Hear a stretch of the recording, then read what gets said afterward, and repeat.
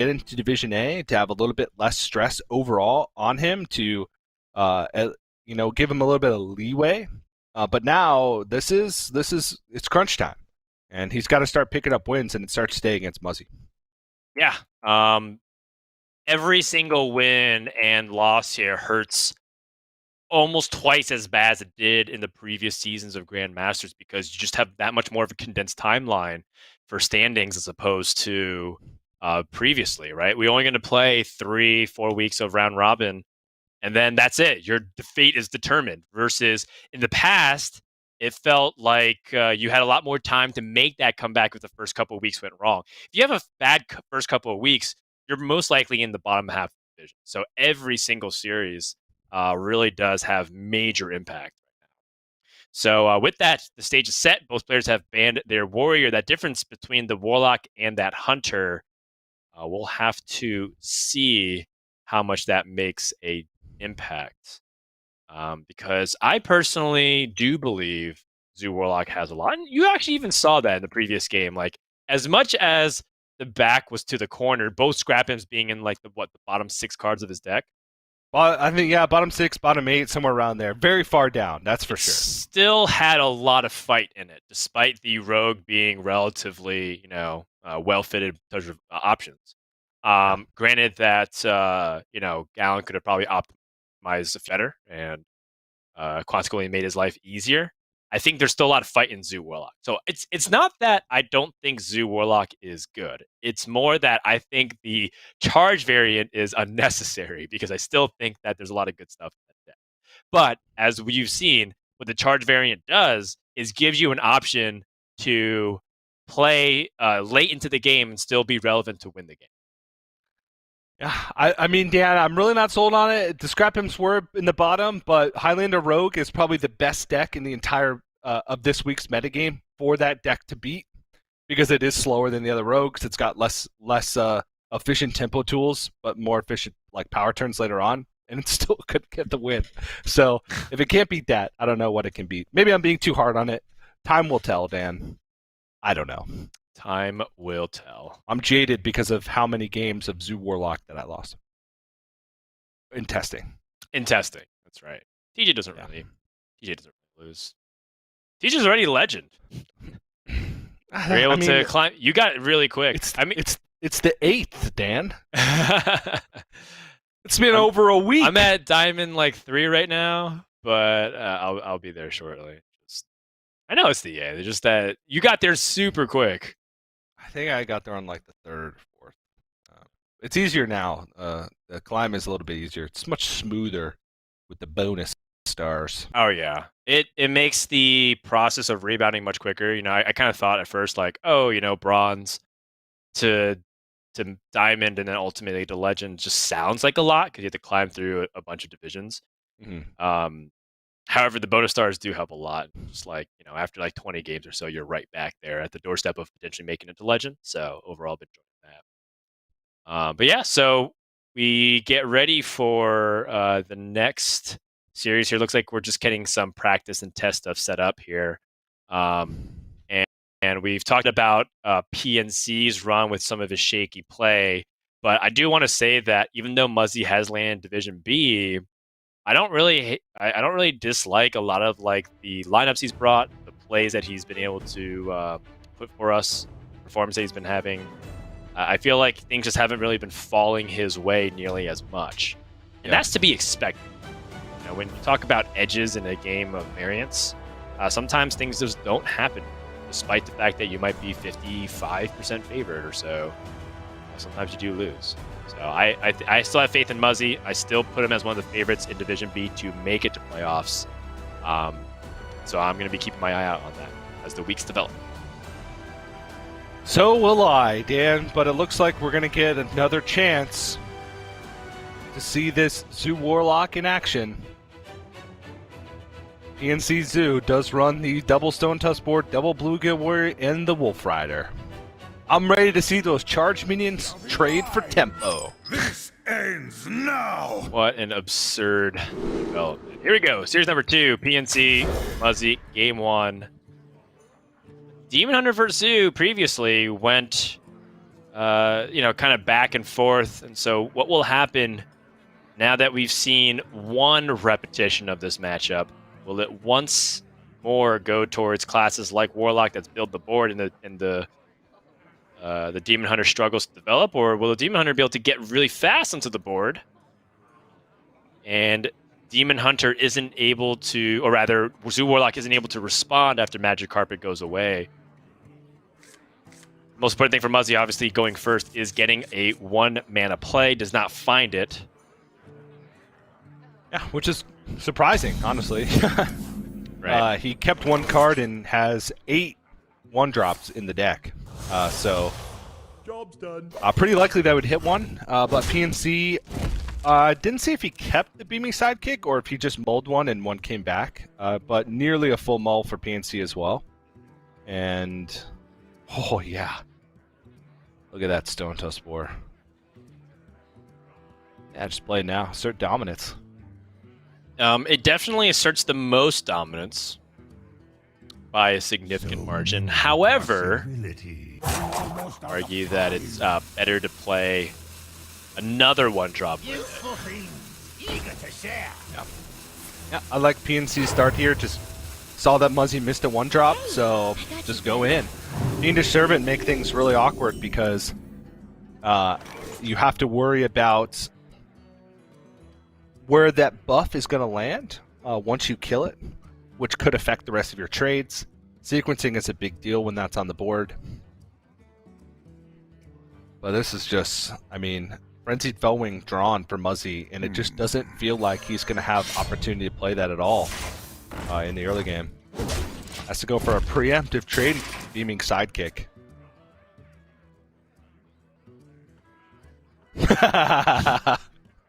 Oh, he is set now. 2 Stone Tusk Spores. The ultimate tempo.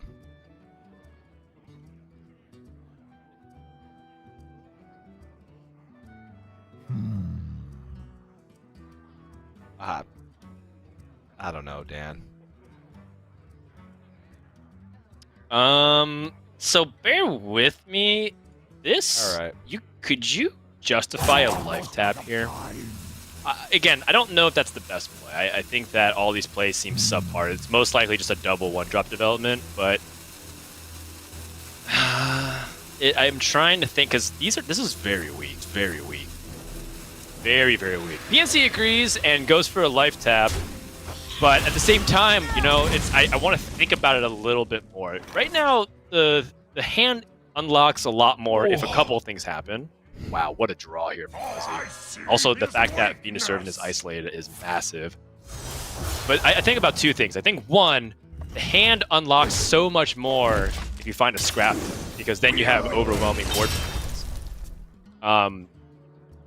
If you find Magic Carpet, your hand unlocks even further because you're able to fight back against the board. And if you play all these 1/1s and 2/1s onto the board as well, it just feels like ultimately you're trying to play on curve with really subpar minions, and you're just going to lose out in the long term of things. It just didn't feel like Stone Toe Spore and Fiendish Servant was good enough on 2. Yeah, I mean, there's a realistic possibility that PNC trades both Stone Tusk Spores into the Satyr Overseer this turn. I wonder. I think he has to, because in terms of pound for pound tempo, the deck for Demon Hunter is better. But part of what gives the advantage is Zoo Warlock can draw a ton of cards, the hero power and Hand of Command. So I think just dumping that is going to be important. But what negative value and tempo here for PNC? That is awful. No one wants to be in that kind of position here. And now Muzzy can do the same exact thing. He could actually develop another Satyr Overseer, seeing that PNC does not have a convenient way to answer that. I'm pretty sure Soulfire would have come out if that was the only thing that causes hesitation is Magic Carpet. Demons. Yeah, but at this point, he's just kind of building up a good enough board. He goes Satyr Overseer, Hero Power, Second Slice, kill off the Battle Mage. Right. I mean, there's a world where he just goes Umber Wing, Second Slice, and Frenzied Fell Wing, and then... Yeah, actually, no, this makes more sense. Because now he gets the opportunity to go Warglaves on 5, and then Satyr Overseer on 6, and just build a full board of 2/2s. Right. Or a big board of 2/2s. How hard is it for PNC to answer a 2-health minion? Now imagine 3 of them. Oh. Just come out of nowhere. Yeah, well, it's easy. He's got Bluegill Warriors in his deck, man. Ah. You're right. How can I forget? Noble Bluegill Warrior. All right, well, there's Magic Carpet. You know what this feels like? This feels like when I queue up against the Innkeeper for a practice versus an AI opponent, and they play like a basic cards deck. You know, because you have to unlock the classes in the tutorial. Yeah. Now PNC has to play from behind. He has Magic Carpet and 2 1-drops. It's good enough for now. Except that he's about to get blown out by Satyr Overseer and Warglaze of Azzinoth. This is not looking good. Yeah, even if he buffs the Magic Carpet with Beaming Sidekick and trades 2 minions off the board, the Warglaze of Azzinoth alone with a hero power from Muzzy clears his whole board. So many possibilities. I actually really like this setup for Muzzy. I think a lot of players would have played the Overseer on 4 and saw how difficult it was for the Overseer to be dealt with, but this is like alright, well, he had a pretty dead turn, had to double trade my Suntos board. That means I have time. And that means I can just set up a killing blow with Satyr Overseer instead of just using it to keep tempo. And I think that was good recognition.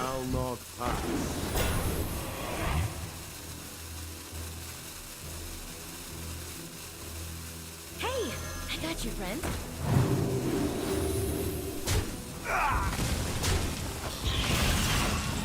Well, it's a good health buff. But with 4 attacks, if you thought 2 minions were hard to answer, try answering this. Yep. He even gets to throw a Blazing Battle Mage. And has Skull of Gul'dan for reload. We're with you.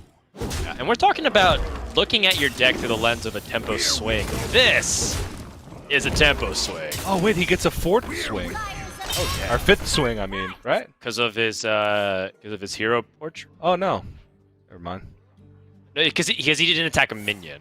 Yep. So if Sorry, Muzzy for some reason I thought to, the last attack was on a minion, but the charge going away was delayed. If Muzzy had attacked only the minions, he could have gotten it. Yeah. I don't know. Clearly, this is a snowball victory. 10 showing on the board. He draws any form of damage from his deck. Oh, a little too expensive. Well, it didn't draw it, but could put him at 1. And that shuts off life tap for the rest of the game, means PNC has to taunt. This game's over. Right. Muzzy. Thinking about trading? Yeah, he's thinking about he's thinking about the merits of trading. Demons. No matter what, 2 of these minions go face, and this Frenzy Fellwing is free. Yeah, like let's say PNC's holding on to an expired merchant. He doesn't trade into the Magic Carpet. Expired merchant discards Hand of Gul'dan and draws like 3 taunt minions plus a valuable 1-drop. Like, is that? Then, do I lose to that? What I really like is the fact that you put your opponent down to 2 life. I like what you said a lot. Life tap gets shut off, and that's actually a really important deal. You put your opponent down to 1, so then if they don't have a taunt, they lose. And they can't play cards like Flame Him. Yeah. That's just a dead draw. So I think there's several reasons to go for it. And PNC is Ghost. Aim 1 goes to Demon Hunter. Charge Zoo Warlock. Struggles continue. And overall, you just got to really question whether or not this Charged Zoo Warlock is the real deal. Again, it's a very small sample size. A couple of games can't tell you anything about how matchups truly go, even if they do seem one-sided. But that was a pitiful attempt by the Zoo Warlock to come back onto the board. TJ, that was absolute manhandling. Yeah, I'm gonna keep track, just for my own sake, I guess, to validate my experiences of Charged Zoo Warlock's win rate today. It's 0-2 now. I expect it to get slightly worse. Would be surprised if it got a lot better. But like I said, maybe I'm undervaluing the deck in certain matchups. I think like Rogue is one matchup that it can do something in, as noted by the Gown series where it was close. But I expect the struggles to continue with just kind of the lineups that people bring. It won't do well again in the Zoo Warlock mirror. I don't feel like when the other players not playing the Charge variant won't do well against Demon Hunter. So I don't know. We'll see. But 1-0 up for Muzzy now. Right. And I do think against, the Hunter, it should perform better. Hunter does take a little bit of time to get set up. So Zoo can draw cards a lot safer compared to the other variants of Hunter, which are much more aggressive. If you play like Dragon Hunter, for example, I don't think you get the time to combo off with Stone Tusk Boar the way you'd like to. Yeah. However, a Highlander Hunter does have the opportunity of drawing awkwardly and also taking a long time to get set up, and they don't really play a lot of taunts. So maybe there's an opportunity there. After watching the Rogue versus the Zoo Warlock go the distance, I am not sure. I'm still leaning towards Rogue being good in that matchup, given that they have so many great tempo tools to get onto the board. But we shall see. So with that leads us to our next break. So we're going to take a brief intermission, and when we return, we're going to have Game 2 versus Muzzy versus PNC. Stay tuned. You're watching Hearthstone Grandmasters for the Americas, presented by T. Hearthstone Grandmasters is brought to you by T-Mobile, helping you stay connected to what matters most. Learn about T-Mobile's COVID-19 response on T-Mobile.com.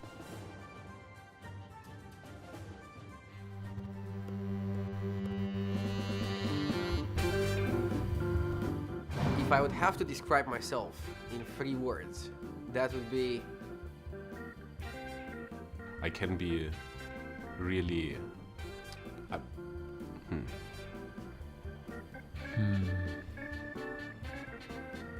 If I had to describe myself in 3 words, that would be cringy, persistent, and thoughtful. Try hard, shy, and patient. Try hard, patient, and motivate. I would say I'm very joyful, happy, awkward. I am overambitious. I can be really angry at sometimes, and I'm a clown. Kind, competitive, and calm. Calm, smart, and sleepy. Methodical, thoughtful, and British. 3 words? So I will describe myself as an Hearthstone player.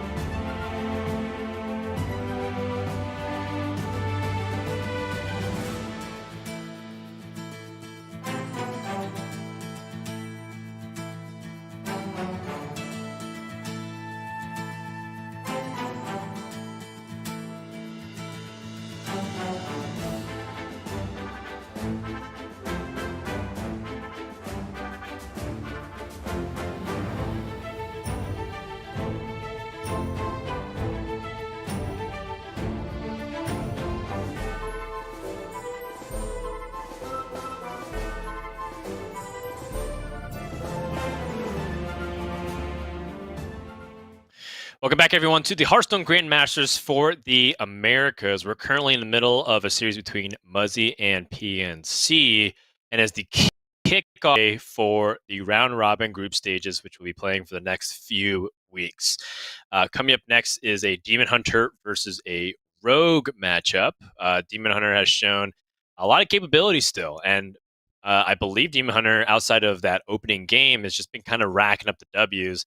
So, with people putting Warrior on permaban status, it seems like Demon Hunter's time to shine, especially against a class that isn't really great at healing and can take a little bit of time getting set up. If they don't have the backstab and other ways to control the board state, we might see a very quick Demon Hunter victory. Now, that being said, this Stealth Rogue has a lot more tempo in the early game compared to the Secret Rogue package featuring Hanar Shadow Jeweler. So I'm intrigued because last time we saw the Stealth Rogue, it wasn't really doing anything with the stealth minions that was out of the ordinary. It just kind of was playing generic minions and got the win.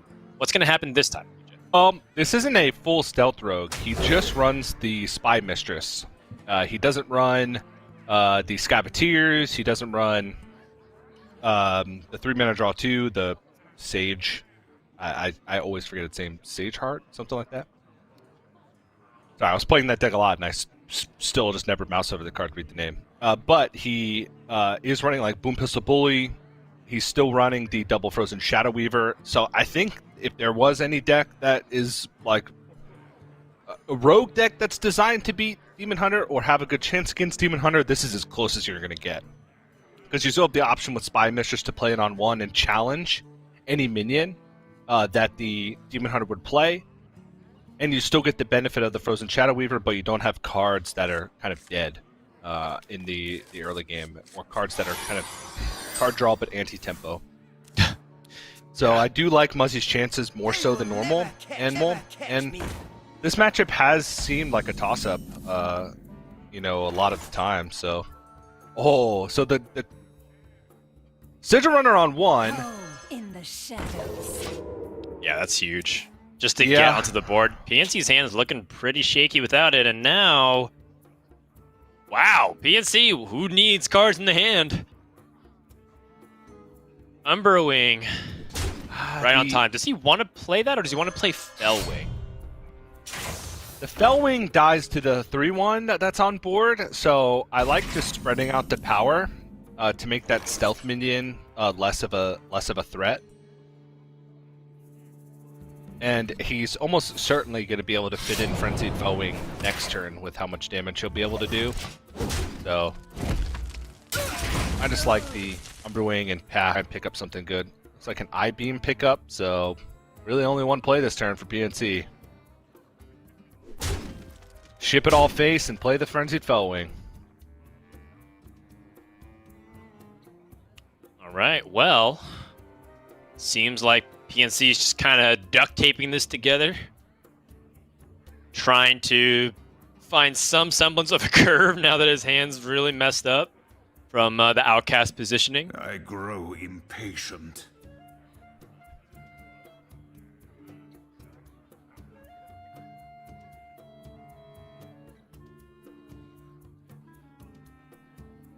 I'm honestly not sure what he's thinking about here. Yes, your Frenzied Fellwing will die to the Spy Mistress, but if you don't play the Frenzied Fellwing, something eventually will die to the Spy Mistress that has roughly equal power. So now Muzzy gets to go for the Edwin.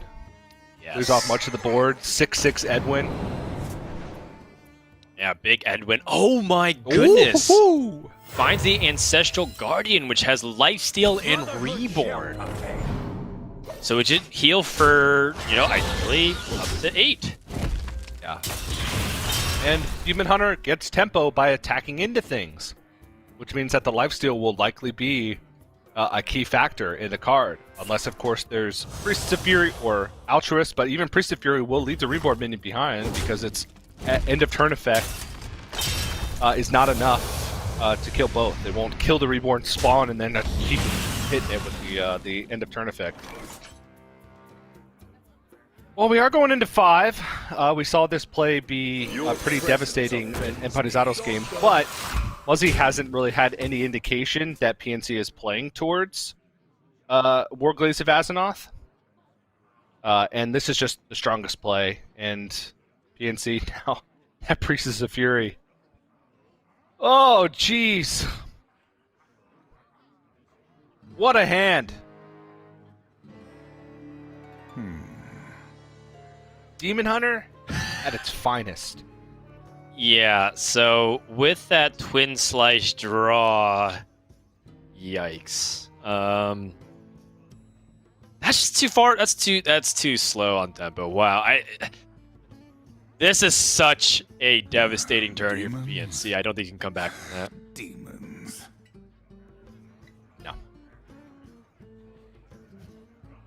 He's not even guaranteed to have the Skull of Gul'dan outcast next turn. Time grows short. So he has to kill something. I think he would just... Impatient. I don't know. I kind of want to just kill that first half of the Reborn minion, Ancestral Guardian, and so that way you can pick it off easier the next turn as well to set up the Skull of Gul'dan. PNC is just going to go ahead and pass, though. You can't justify taking that damage and giving him the heal. And now Buzzy can just play the curve. Is there any reason for him to instead play Boom Pistol Bully instead of the Shield of Galakron? His opponent did have... Gravebound Adept? Yeah, I guess Gravebound Adept is a possibility. There's not many Battlecry minions in the deck. It's only Sightless Watcher and Raging Fell Screamer and Gravebound Adept. That's it. Yeah, that was nuts of a turn for PNC, but not in the good way. Muzzy, yeah. The old, ooh, that hurts, into a smile.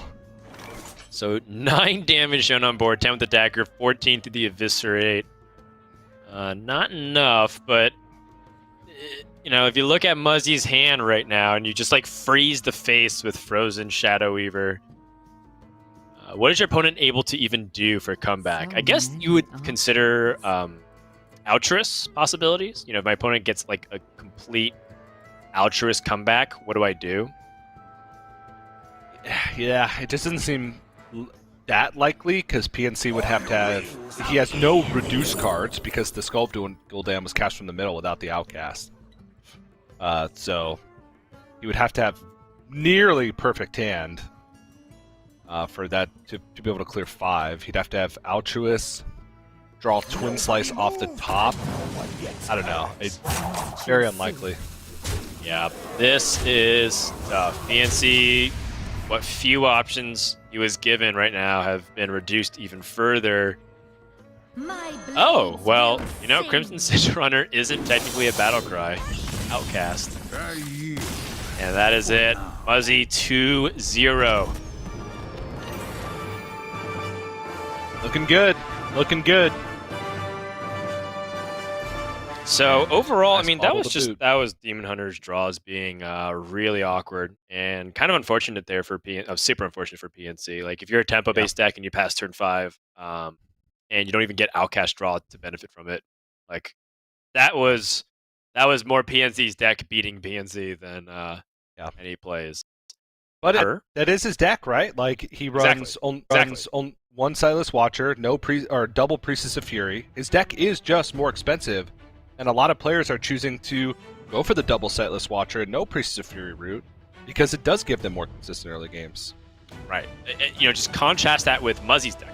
Muzzy's deck list has 0 Priestess of Furies, despite it being one of the most powerful cards.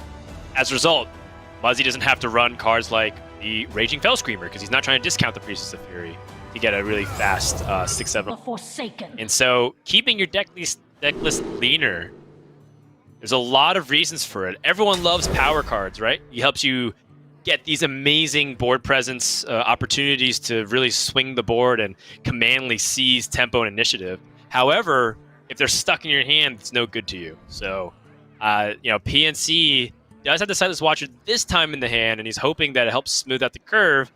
And things are looking a lot better now because, Sigil Runner, Silas Watcher, I-Beam, chances are that all gets played. But perhaps giving that easy win for Muzzy might spell doom for this series, because winning 3 in a row against his Highlander Hunter is a challenging task, because sometimes the Highlander Hunter just draws the right curve and you just kind of get destroyed by the overwhelming force that it kind of presents turn after turn, curving out to the Dino Tamer brand. Yeah, now the Highlander Hunter is pretty weak overall to PNC's lineup. I mean, the deck that it does the best against would be the Rogue, but it has pretty poor matchups against both the Demon Hunter and the Zoo. So I think Muzzy with this pick was expecting at least some mage in the field. Maybe even some priest, because he decided to pick this instead of Zoo Warlock. Yeah. So I don't think this deck choice from Muzzy is going to work out well in the grand scheme of things, but he gave himself that buffer with 2-0 up. So now he just has to win 1 out of 3, which at least against the Rogue, he's got a good chance. And even though the other matchups are rough, like you mentioned, Highlander Hunter can sometimes get you. Demons. Yeah, Highlander Hunter, the thing about it is it's a low curve Highlander deck. It's not something that plays a ton of minions that are 7+ like the Highlander Mage. In fact, if you look at the deck list, it doesn't really play a lot past the Dino Tamer brand Tiamat, Dragon Queen, Alexstrasza. Everything else is cheaper. Well, the Grand Slam. It's true. Yeah. Plus, he has one of the more expensive versions of the Highlander Hunter. One of the more greedy ones. He has less 2-drops than we saw in past weeks. He has more 5 and 6. Like, he runs the Boom Pistol Bully, Evasive Worm. So his is a little higher curve, but he kind of makes up for it in other ways. Like, the Escape Mana Saber is one of those ways that can kind of make up some of the mana differential in the mid-game. True. No, it's a really good point. Muzzy does have a heavier-handed Highlander list compared to the ones that we've seen in the past. In fact, compared to the ones that we've seen PNC run. Muzzy here trying to stave off the aggression as much as he would love to get more charge out of Stormhammer. Kind of recognizing that this is a bad situation, needs to deal with Death Eater Overseer and develop proactively. PNC's hand is starting to get really awkward. Yeah, I mean, Warglaze of Azzinoth is really the only reasonable choice here, because he doesn't have a play lined up for turn 5, so he needs to pick up something that he can just play. I guess Frenzied Bellwing also fits that, and he can then an I-Beam with that. But Gladebound Adept, that's probably not being played, because he wouldn't have any way to activate it next turn. Unless he holds on to his Umberwing. Okay, that makes sense. If he holds on to the Umberwing, then the Gladebound Adept could make sense. But it's pretty telegraphed, right? Right. Yep. No attack.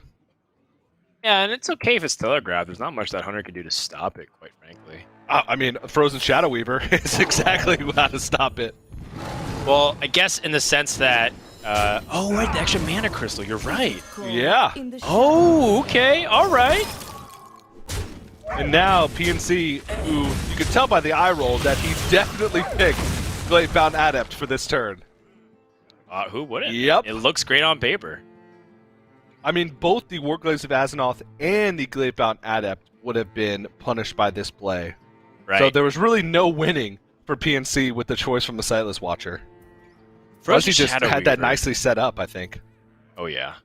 The Frozen Shadow Weaver has just been proving its worth a lot of times. And I don't know why we questioned that card's effectiveness at all. I don't think many people did, but most people didn't really bat an eye when they looked at it because it just seemed somewhat underwhelming at first.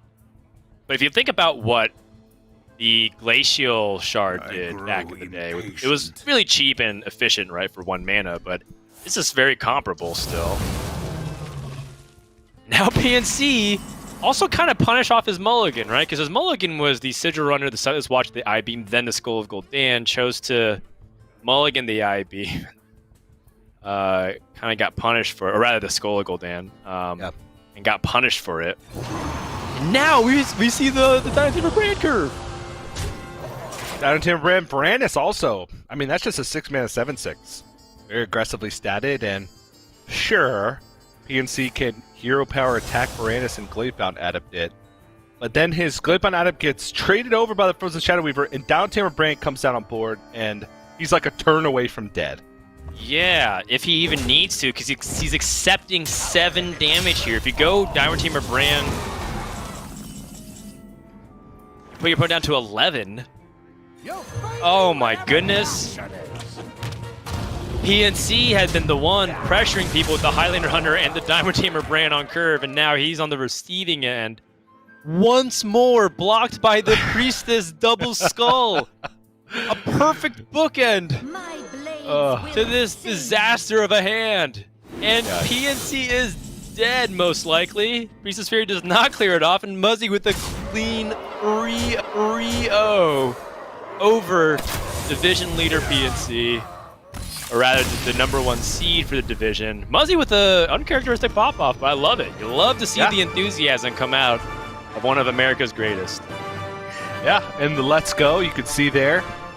I mean, the setup there from Muzzy to not overreact to the Standard Overseer board, not try and get greedy by holding on to his Stormhammer charge.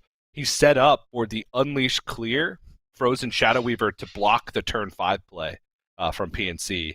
Which was a very good setup, and I mean that turn alone is what won him the game essentially, because PNC had a decent tempo advantage if he was just able to attack on turn 5, but he can't. And Frozen Shadow Weaver once again proven its worth, and it's kind of the MVP card today against Demon Hunter. 2 wins, it's netted pretty much by itself. Yeah, so I gotta say that that card is gonna make its way into a lot of my decks. I'm facing a lot of Demon Hunters still, and I'm sure plenty of you have as well. And even then, still got its like utility uses in pinch scenarios. You know, your opponent's built up a really big Edwin on turn 3, just freeze it for a turn, try to fight back a little bit later on. So I appreciate that a lot. Just watching people's deck, their specific techs in their deck. Turning out very favorably for them. And overall, I'm really impressed with how that ended up going down. And of course, some really awful luck for PNC. Like, geez, come on, look at those hands.